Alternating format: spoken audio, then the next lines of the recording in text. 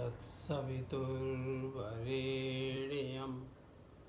भर्गो देवस्य धीमहि धियो यो नः प्रचोदयात्। ॐ नमः शम्भवाय च मयोभवाय च नमः शङ्कराय च मयस्कराय च नमः शिवाय च शिवतराय च। ॐ शान्ति शान्ति शान्तिः।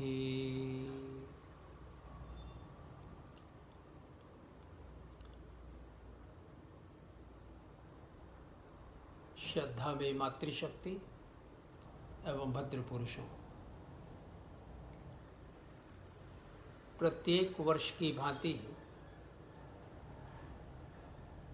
इस वर्ष भी योगेश्वर श्री कृष्ण के जन्मोत्सव अर्थात जन्माष्टमी पर श्री कृष्ण के वचनों पर, उनके मार्गदर्शन पर विशेष प्रकार का चिंतन और मनन करने का यह सुअवसर प्राप्त हुआ है।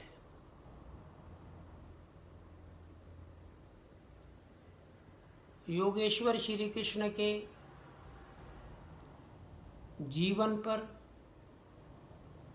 और उनके जीवन की घटनाओं की चर्चा मैं यहाँ न करना चाहूँगा। आप सभी लोग भली प्रकार से जानते होंगे। योगेश्वर श्री कृष्ण क्या कहते हैं, कैसा मार्गदर्शन देते हैं, किस प्रकार से हम अपने जीवन को अपवर्ग की ओर उठा सकें, इस जीवात्मा को परमात्मा के साथ जोड़ सकें,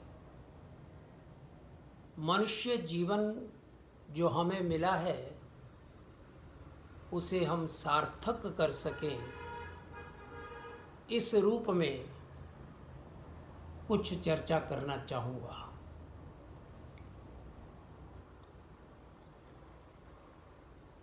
योगेश्वर श्री कृष्ण और वीरवर अर्जुन के मध्य जो संवाद चला और उसके परिणाम स्वरूप श्री कृष्ण के मुखारविंद से जो ज्ञान की धारा का प्रवाह हुआ, वही ज्ञान हमारे पास श्रीमद् भगवत गीता के रूप में है। यूँ तो अगर हम मोटे तौर पर देखें तो योग के 3 मार्गों की चर्चा योगेश्वर श्री कृष्ण करते हैं। कर्म योग, ज्ञान योग और भक्ति योग। वैसे तो इसके अतिरिक्त भी अनेक छोटे छोटे मार्ग योगेश्वर ने हमको बताए हैं, लेकिन जितने भी छोटे छोटे मार्ग हैं वे सभी इन 3 मार्गों में ही समाविष्ट हो जाते हैं।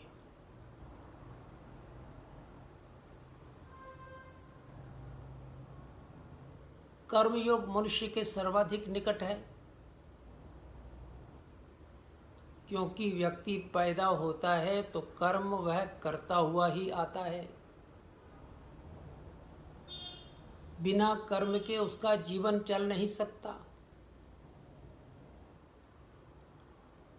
और ज्ञान की अभीप्सा होगी तो बाद में प्राप्त करेगा। श्रद्धा और भक्ति भी बाद में उदित होती है।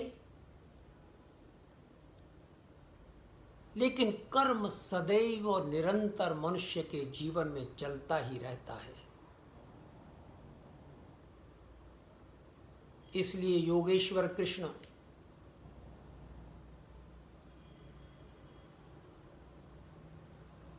जिस ज्ञान को अर्जुन के माध्यम से हम सबको देते हैं, उसमें सबसे पहले कर्म योग आता है,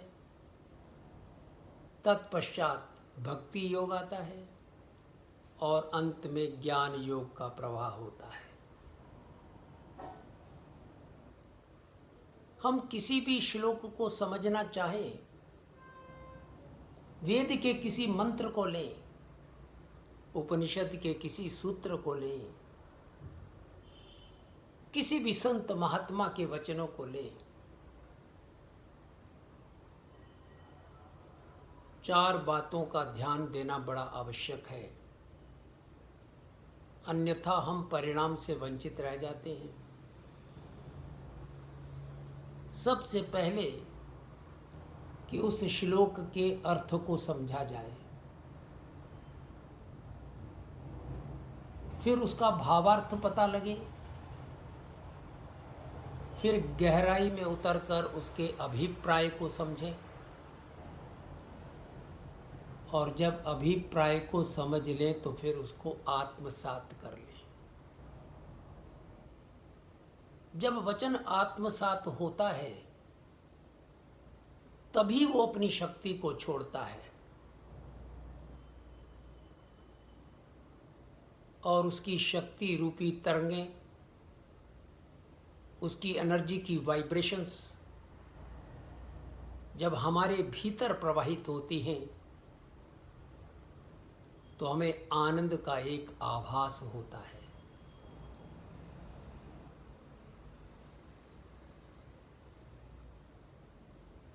यूं तो भगवान श्री कृष्ण के ज्ञान के रूप में जो हमारे पास श्लोक उपलब्ध हैं, श्रीमद् भगवद गीता में लगभग 700 हैं, लेकिन हम उनमें से सिर्फ एक श्लोक की आज चर्चा करेंगे। और एक ऐसा श्लोक जो शायद गीता के बारे में थोड़े से थोड़ा जानने वाला भी इस श्लोक से अनभिज्ञ नहीं होगा। ये श्लोक ऐसा है जो लगभग सभी लोग इसको जानते हैं। अत्यंत सरल और सहज, लेकिन अपने अंक में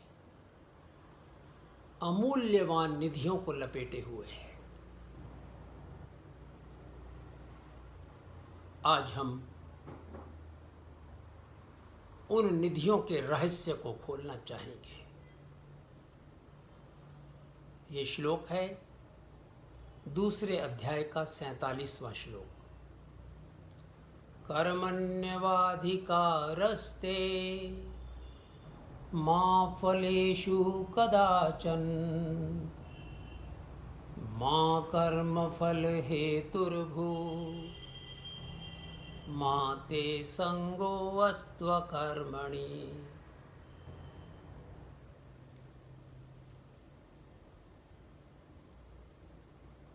इतना महत्वपूर्ण ये श्लोक है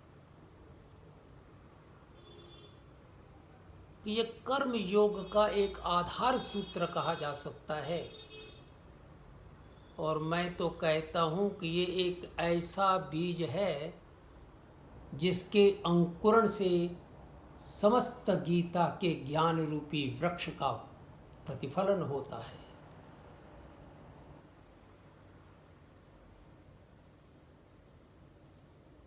इस अकेले श्लोक में श्रीमद् भगवत गीता के निष्कर्ष रूपी ज्ञान का रहस्य छिपा हुआ है। और कर्म योग की 4 सूत्री चतुर्सूत्री का यहाँ वर्णन आता है। पहला सूत्र कर्मण्यवाधिकारस्ते, दूसरा सूत्र मा फलेषु कदाचन, तीसरा सूत्र मा कर्मफल हेतुर्भू, और चौथा सूत्र माते संगो अस्त्व कर्मणि।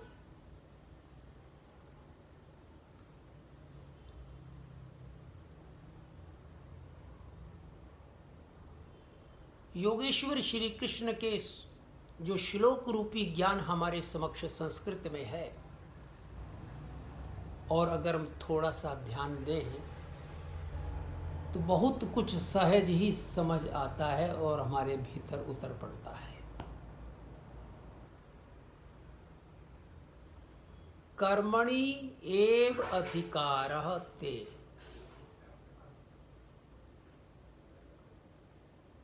कर्म करने का ही अधिकार तेरा है। यह एव शब्द का प्रयोग किया है।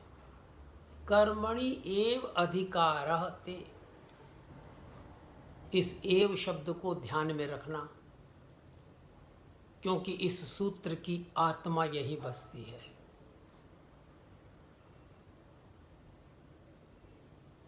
मां फलेषु कदाचन, फल में बिल्कुल भी नहीं है। मां कर्म फल हेतुर्भु, कर्म के फल के हेतु से, कर्म के फल की इच्छा रखकर उसके साथ आसक्ति से किसी भी कर्म को नहीं करना। माते संगो अस्तु अकर्मणि।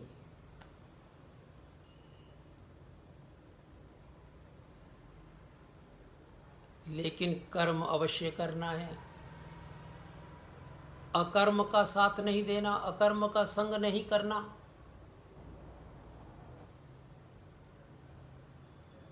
कर्मणि एव अधिकारः ते, तेरा कर्म में ही अधिकार है। अब देखिए योगेश्वर कृष्ण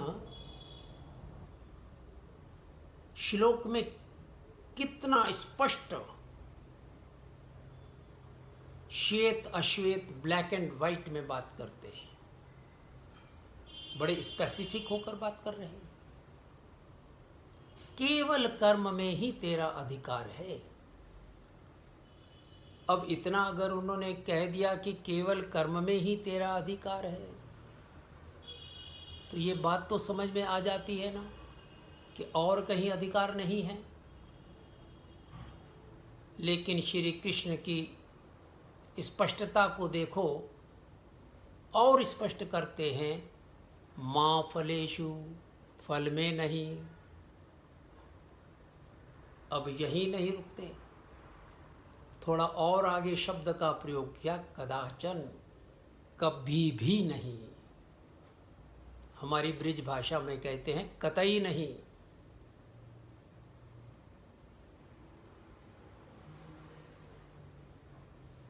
मां कर्म फल हेतुर्भु, कर्म के फल की इच्छा को रखकर कर्म नहीं करना। लेकिन यहां ध्यान आता है ना, कर्म भी करना है, फल की इच्छा के साथ नहीं करना, फल के हेतु से भी नहीं करना, तो फिर कर्म किस लिए करना? तो भीतर भाव आता है ना कि हम कर्म नहीं करते, छोड़ देते हैं कर्मों को। तो यहाँ योगेश्वर कहते हैं, खबरदार, माते संगः अस्तु अकर्मणि। खबरदार जो अकर्म की ओर चले, कर्म तो करना ही पड़ेगा। यहां संकेत कहां करते हैं? आप अपने जीवन की ओर देखें, निरंतर कर्म हो रहे हैं। कुछ ऐसे हैं जो हम कर्म करते हैं, कुछ ऐसे हैं जो हमारे भीतर कर्म होते हैं। हम जिन कर्मों को करते हैं उनको करना छोड़ दें, और जो कर्म हमारे भीतर हो रहे हैं वो भी अगर रुक जाएं तो फिर कैसी स्थिति होगी? फिर जीवन में वो घटना घटित हो जाएगी जिसे हम लोग साधारण भाषा में मृत्यु कहते हैं।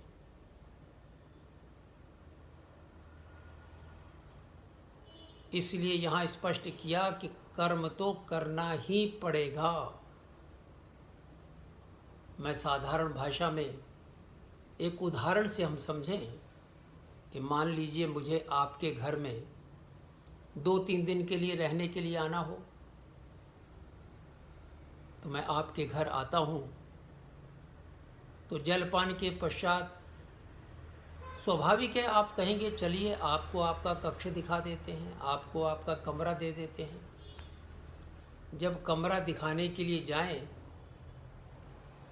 यहाँ तक तो ठीक है कि आप कहें कि यह कमरा आपका है, लेकिन अगर आप उसमें ही लगा दें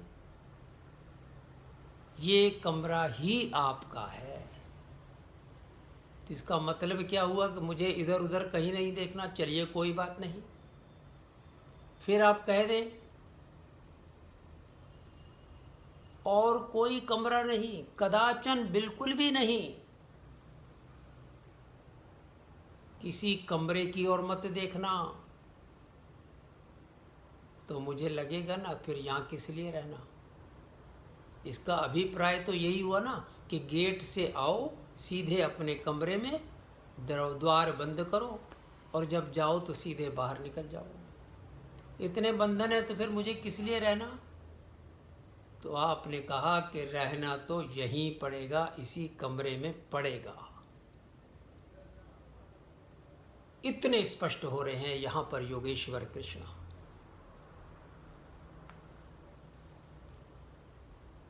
अगर आप किसी से कहें कि श्रीमद् भगवत गीता में 700 श्लोक हैं, इतने अधिक तो मैं नहीं पढ़ सकता, मुझे 15 श्लोक महत्वपूर्ण दे दीजिए जिनसे मैं पूरी भगवत गीता को समझ सकूं, तो आप निश्चित मानिए उन 15 श्लोकों में यह श्लोक निश्चित रूप से होगा।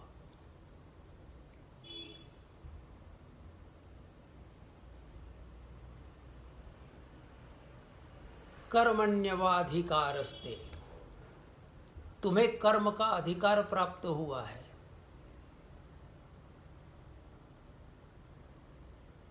कहाँ संकेत कर रहे हैं श्री कृष्ण कि ये जो मनुष्य जीवन हमें मिला है ना,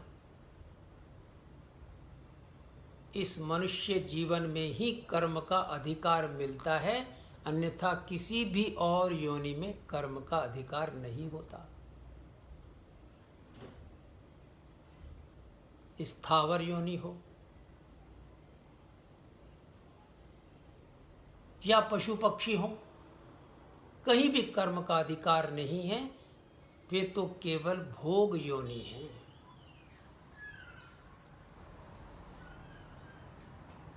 केवल और केवल मनुष्य का जन्म,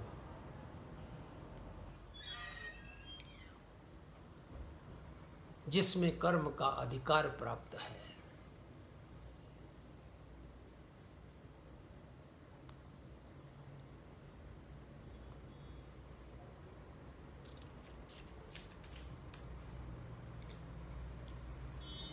दो बातें हैं मनुष्य के जीवन में,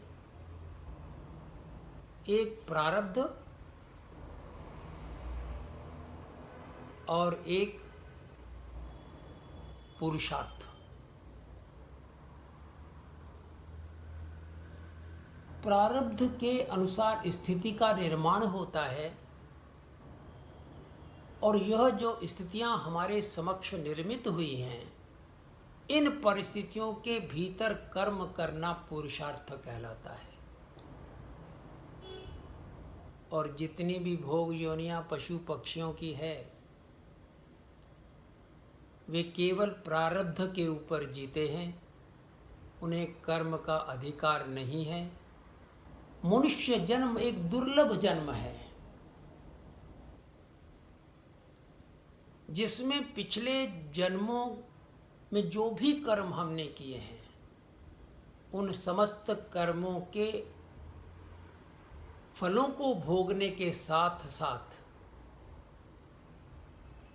नए कर्म करने का भी अधिकार स्वतंत्र रूप से हमें प्राप्त है, ताकि भविष्य में आने वाली परिस्थितियों को हम निर्मित कर सकें।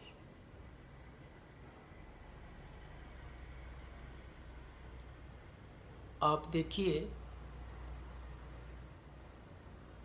पशु पक्षी भोग योनि में हैं, उन्हें कर्म की न तो अधिकार प्राप्त है न स्वतंत्रता है। अगर कहीं आपको कोई कुत्ता काट ले तो आप पुलिस थाने में FIR लॉन्च नहीं करवा सकते। पुलिस से नहीं कह सकते कि इसको 2 साल की सजा दे दो, क्योंकि उसने जो भी, जिसे हम कर्म कह रहे हैं, काटा है, ये भी भोग के अंतर्गत आता है। लेकिन हाँ, अगर आप कुत्ते को मार देंगे तो बहुत संभव है कि आपके विरुद्ध FIR लॉन्च हो जाए, आपको सजा तो हो सकती है।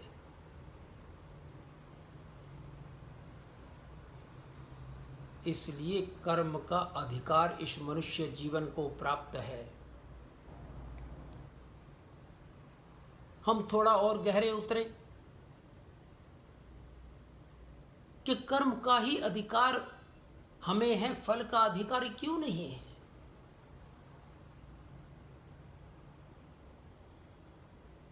सबसे पहली बात कि ये जो कर्म है वो हमसे निकलता है। कर्म हमसे निकलता है, कर्म हम करते हैं, लेकिन जो फल प्राप्त होता है वो दूसरे से प्राप्त होता है।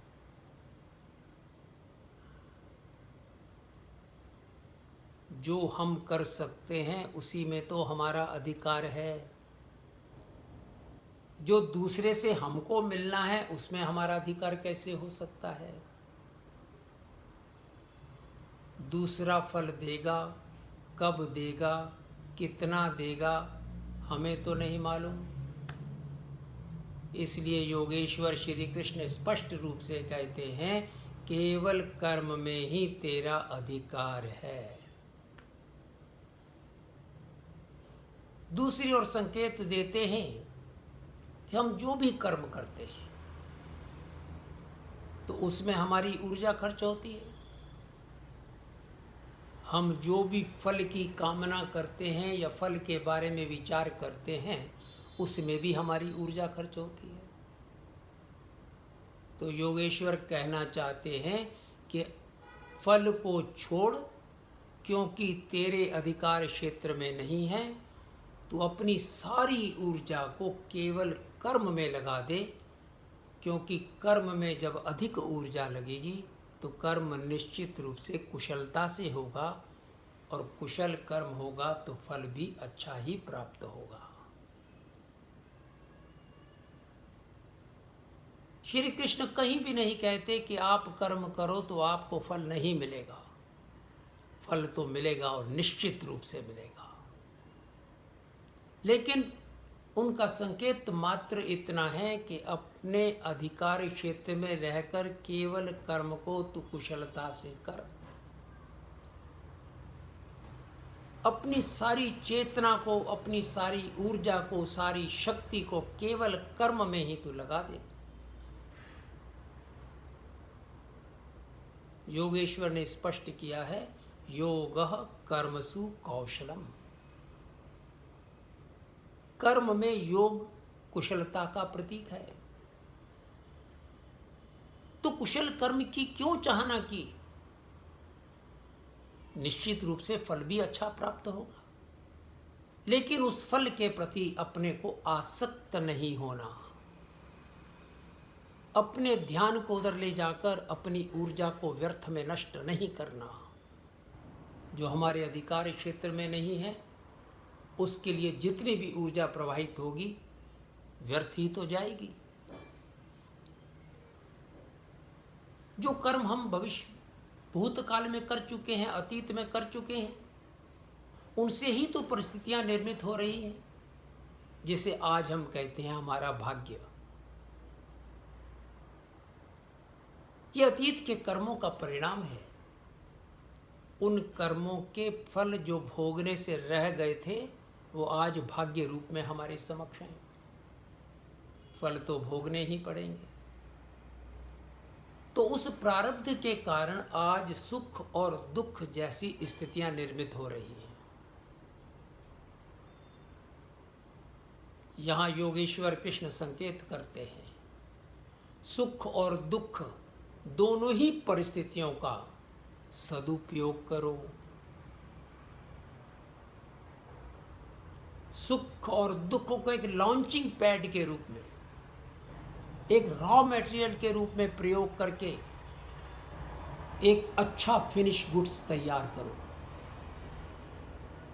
सुख का क्या सदुपयोग हो सकता है?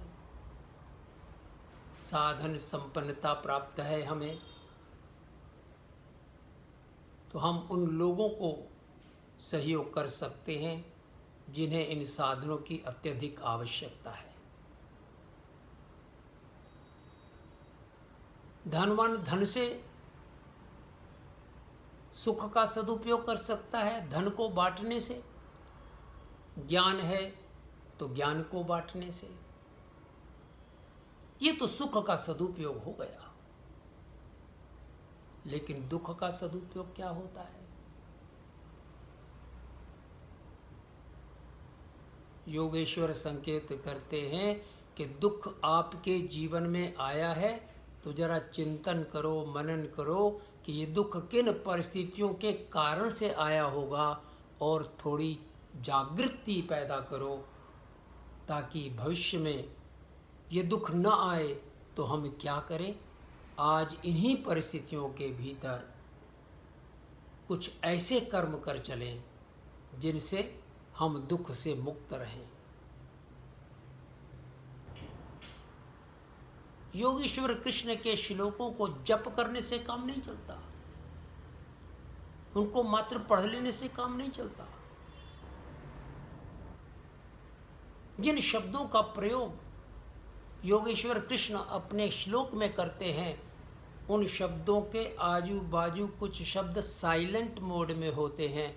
हमें चिंतन और मनन से उन साइलेंट मोड के वर्ड्स को समझना होता है। इसी को कहते हैं श्लोक के अभिप्राय को समझना। और इस अभिप्राय को जब समझ लेते हैं तो ये श्लोक हो, मंत्र हो, उपनिषद का सूत्र हो, फिर हमारे भीतर अपनी शक्ति को छोड़ देता है और वही शक्ति की तरंगें हमारे जीवन को आनंद से भर देती है। थोड़ा और आगे बढ़ें। फल कभी भी वर्तमान में नहीं मिलता। वर्तमान में तो केवल कर्म हो सकता है और फल मिलेगा भविष्य में। वर्तमान में किए गए कर्म आपके अधिकार क्षेत्र में हैं, आप कर सकते हैं और करते भी हैं। लेकिन फल भविष्य के गर्भ में है। भविष्य के बारे में न आपको पता है न मुझे पता है। इसलिए उसके बारे में जो भविष्य में है अधिक विचार विमर्श चिंतन और मनन कर से अपनी ऊर्जा को व्यर्थ में नष्ट नहीं करना। माते संगो अस्त्व कर्मणि, लेकिन कर्म तो तुझे करना ही पड़ेगा। तो अपने कर्म में योग को जोड़। योगेश्वर श्री कृष्ण के द्वारा जो कुछ भी ज्ञान की धारा हमारे समक्ष आई, हम उसका चिंतन करें, मनन करें, अभिप्रायों को समझें और उसे आत्मसात करें। तब जाकर योगेश्वर श्री कृष्ण के इस जन्म दिवस जन्माष्टमी को मनाना अपने आप में अर्थपूर्ण होगा। इन शब्दों के साथ आप सभी लोगों को बहुत बहुत शुभकामनाएं। ओम शांति शांति शांति।